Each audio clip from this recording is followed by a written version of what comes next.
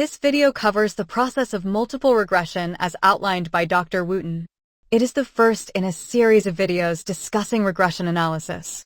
The primary variable of interest is called the response variable. It is the measured variable to be predicted or explained.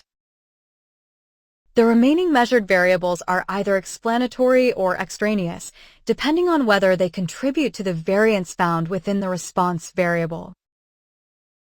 Other explanatory variables include unmeasured variables called lurking variables and non-measurable variables called latent variables. Multiple regression is a statistical technique to model the relationship between one response variable and multiple explanatory variables. Multiple linear regression is used to model first-order models.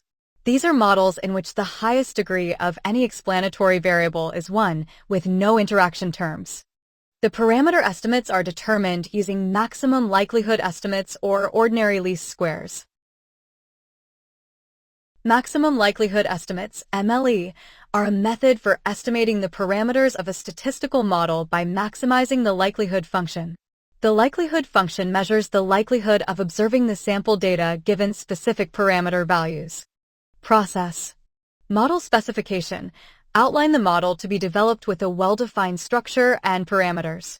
Observed data values estimate the subject response, yielding a residual error. Assumption. The residual errors are normally distributed with a mean of 0 and constant variance. Likelihood function.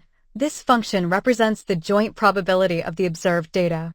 The likelihood function should be optimized using natural log transformation. Then, using calculus, the partial derivatives should be determined and equated to 0. Solving the resulting system of equations yields the maximum likelihood estimates.